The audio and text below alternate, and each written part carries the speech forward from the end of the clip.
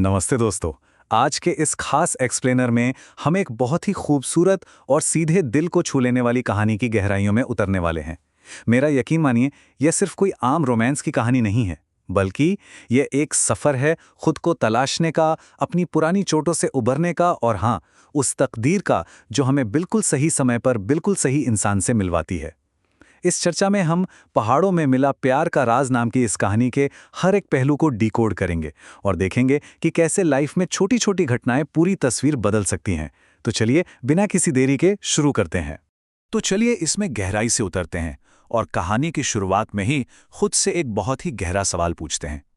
क्या सच में पहाड़ों की वो खामोशी, वो शांति एक टूटे हुए दिल को जोड़ सकती है? ये सवाल हमारी मेन कैरेक्टर सान्या के दिमाग की उस वक्त की उलझन को बिल्कुल सटीक तरीके से दिखाता है। मतलब वो एक ऐसी जगह पर है जहां बाहर तो एकदम सुकून वाली शांति है, लेकिन उसके अंदर अंदर एक बहुत बड़ा तूफान चल रहा है। भाग 1 पहाड़ों में शांति की तलाश। चेहरे पर एक प्यारी सी मुस्कान है ना? लेकिन उस मुस्कान के पीछे एक बहुत गहरा दर्द छुपा हुआ है। शहर की उस भाग दौड़ और घुटन भरी जिंदगी से बचने के लिए सान्या ने इन शांत बर्फीले पहाड़ों को चुना। ऐसा लगता है जैसे ये सफेद और शांत बर्फ उसके मन के घावों को भरने के लिए एक एकदम खाली कैनवस की तरह काम कर रही हो। बस वो है और वो खामोश पहाड़।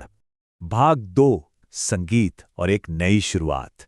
चलिए आगे बढ़ते हैं और देखते हैं कि कहानी ही यहां से कैसे बिल्ड होती है। अब ये वो पल है जहां से सब कुछ, लिटरली सब कुछ बदलना शुरू हो जाता है। इमेजिन कीजिए, एक सुबह सान्या अपने होटल की बालकनी में खड़ी है और सामने खूबसूरत पहाड़ों को निहार रही हैं। तभी उसे एक आवाज सुनाई देती है। नीचे एक लड़का अर्जुन अपना गिटार बजा रहा था और उसकी आवाज इतनी प्यारी और सुकून देने वाली थी कि सान्या के चेहरे पर ना पहली बार एक सच्ची, बिना किसी बनावट वाली मुस्कान आ गई। ये सिर्फ एक मुस्कान नहीं थी दोस्तों, ये उसकी इमोशनल रिकवरी की पहली सच्ची चिंगारी थी। भाग 3 सफर और बढ़ती नजदीकियां। और यह बहुत ही शानदार तरीके से दिखाता है कि कैसे वो जगहें उनके रिश्ते का हिस्सा बन गई। वो खूबसूरत झरने, बर्फ से ढके पहाड़ और वो छोटे छोटे कोजी से कैफे, ये सिर्फ घूमने फिरने की जगह नहीं रह गई थी। ये वो फिजिकल स्पॉट्स बन गए थे जो उनके इस नए और प्यारे से रिश्ते के गवाह बन रहे थे। अर्जुन हर रोज उसे किसी नई जगह एक्सप्लोर करने ले जाता और इन जगहों का सुकून उनके बॉन्ड को और भी ज्यादा मजबूत बना रहा था। तो इन सब का नतीजा क्या हुआ? सान्या के देखने के नजरिए में ना एक बहुत बड़ा शिफ्ट आया, एक बहुत बड़ा बदलाव। उसे अंदर से ये महसूस होने लगा कि जिंदगी शायद फिर से खूबसूरत हो सकती है। जो भारीपन, जो दर्द वो शहर से अपने साथ ढोकर लाई थी, अर्जुन के साथ बिताए इन हल्के फुल्के पलों ने उसे वो सब भुलाने में मदद की। मानो एक नई उम्मीद ने उसकी जिंदगी का दरवाजा फिर से खटखटाया हो। भाग 4 गलतफहमी और एक टूटता दिल। अब इस स्लाइड के बारे में जो सबसे दिलचस्प बात है वो ये है कि ये हमें दिखाती है कि बिना पूरी बात जाने बस कुछ अज्यूम कर लेने का खतरा कितना बड़ा होता है। बाईं तरफ देखिए, सान्या ने दूर से अर्जुन को किसी और लड़की के साथ देखा और तुरंत, मतलब बिना कुछ सोचे समझे, ये मान लिया कि अर्जुन उसे धोखा दे रहा है। जबकि दाईं तरफ देखिए, असल सच्चाई बिल्कुल अलग थी। वो लड़की कोई और नहीं बल्कि अर्जुन की अपनी बहन थी। ये साफ साफ दिखाता है कि कैसे हमारा दिमाग आधी अधूरी बातों पर कितनी जल्दी नेगेटिव कहानियां बुन लेता है। और इस एक गलतफहमी का असर बहुत ही गहरा और भयानक था। सान्या का दिल जैसे फिर से टूटकर बिखर गया। मतलब सोचिए, जिस इंसान ने उसे दोबारा मुस्कुराना सिखाया था, उसे लगा कि उसी इंसान ने उसे फिर से वही पुराना दर्द दे दिया है। तो उसने क्या किया?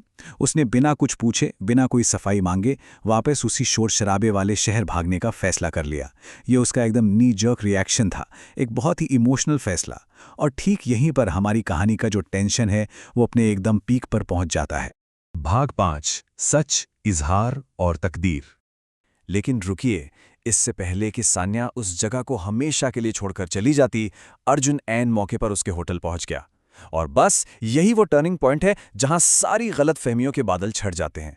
उसने सान्या को रोका और कहा, तुमने जो देखा वो सच नहीं था, वो मेरी बहन थी। और सच तो ये है कि मैं तुमसे प्यार करने लगा हूं। वाओ, ये केवल सच्चाई बताना नहीं था, बल्कि सीधे दिल से निकला एक ऐसा इजहार था जिसने इस पूरी कहानी को एक एकदम नया और खूबसूरत मोड़ दे दिया। अर्जुन की ये बातें सुनकर सान्या की आंखों में आंसू आ गए। उसकी उस पल की जो नाजुक सी भावनाएं हैं ना, वो बस इस एक छोटे से सवाल में सिमट कर रह गईं। अगर मैं चली जाती तो? ये एक ऐसा पल है जहां उन दोनों को ये गहरा एहसास होता है कि बाप रे, वे दोनों इस खूबसूरत रिश्ते को हमेशा के लिए खोने के कितने करीब थे। सिर्फ एक छोटी सी गलतफहमी और सब कुछ हमेशा के लिए खत्म हो सकता था। इस पर अर्जुन का जो जवाब था वो सच में इस पूरी कहानी की जान है। उसने मुस्कुराकर कहा, फिर मैं इन पहाड़ों से तुम्हारा नाम पुकारता, क्योंकि कुछ लोग किस्मत से मिलते हैं। तो सबसे अहम बात यह है कि ये कहानी हमें डेस्टिनी यानी तकदीर की ताकत के बारे में एक बहुत गहरा मैसेज देती है। अर्जुन का ये पक्का विश्वास कि अगर वे किस्मत से मिले हैं तो कोई भी चीज़ उन्हें अलग नहीं कर सकती थी, यही विश्वास इस लव स्टोरी को इतना जादुई और गहरा बना देता है।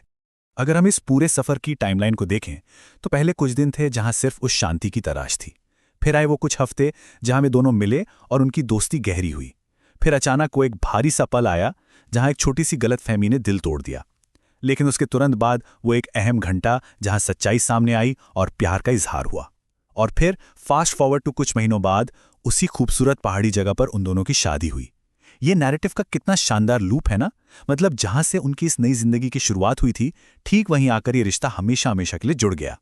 तो आज के इस एक्सप्लेनर के अंत में एक बहुत ही दिलचस्प और सोचने पर मजबूर कर देने वाला सवाल सामने आता है। क्या हर गलतफहमी के पीछे भी तकदीर का ही कोई खेल होता है? सोचकर देखिए, कभी कभी जो चीज़ें हमें एक दूसरे से दूर ले जाती हुई लगती हैं, वही असल में हमें और करीब लाने की सबसे बड़ी वजह बन जाती हैं। आज इंसानी रिश्तों, सच्चाई की ताकत और तकदीर के इस अजीब लेकिन बेहद खूबसूरत खेल के बारे में सोचने का समय है। इस विश्लेषण में हमारे साथ जुड़ने के लिए बहुत बहुत शुक्रिया। उम्मीद है कि इस कहानी ने आपको कुछ नया सोचने पर जरूर मजबूर किया होगा।